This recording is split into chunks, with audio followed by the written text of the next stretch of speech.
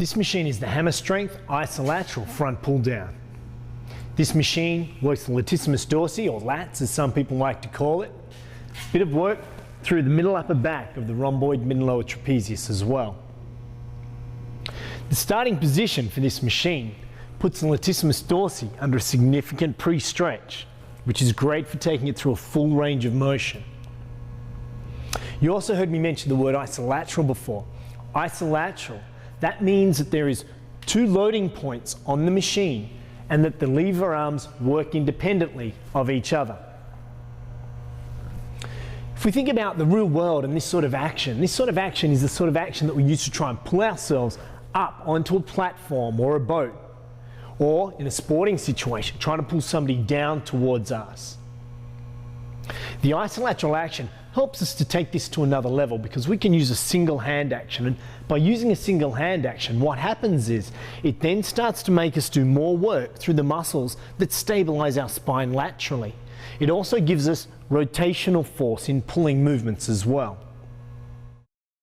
Let's think about how we're going to set ourselves up and get ourselves going. As I mentioned before, there's two loading points. So you see I've got a weight plate already loaded on this side, and there is the second side.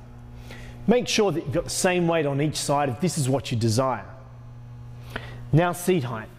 Position the seat height such that as you pull through, the elbow passes through the line of the body and the hand comes down just around front of shoulder or slightly below. So I adjust my seat into position by lifting it up and then dropping it back.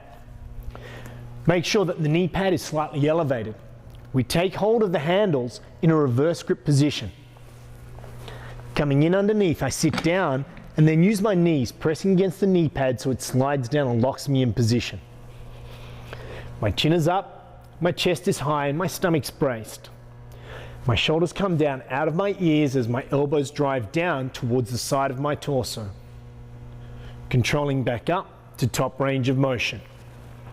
Shoulders down out of ears as I pull my elbows down to the line of my torso, controlling back up to top range and just making sure you get that bit of a stretch, as we said.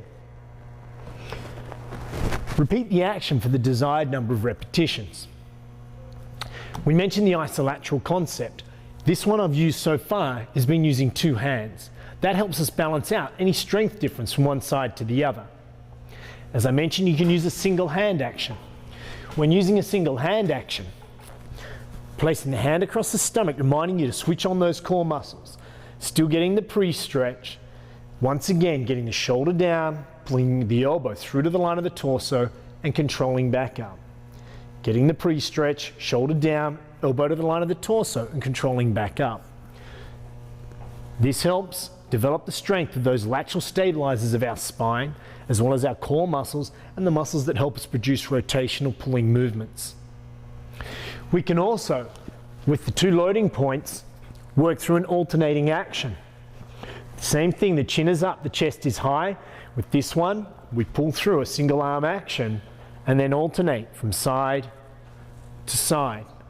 What this does, it alternates the use of the muscles that are stabilizing our spine laterally. It alternates the use of the muscles that are helping us produce power in rotational pulling movements.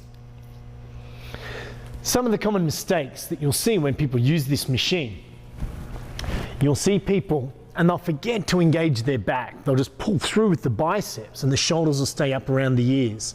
It's for this reason we say to take the shoulders down out of the ears as the elbows pull through to the side of the torso. Extending through the back, some people will try and pull too much through the back. Let's try and work into the muscles that we're intending to target, being the lats, middle upper back and bicep. Also, the mechanics of this machine are designed that the hand is reversed in a reverse grip position, palm facing towards you. Avoid grabbing with palms facing away.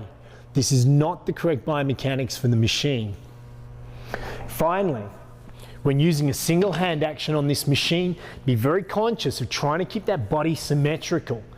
Avoid leaning too far forward and then leaning too far away to try and stabilize.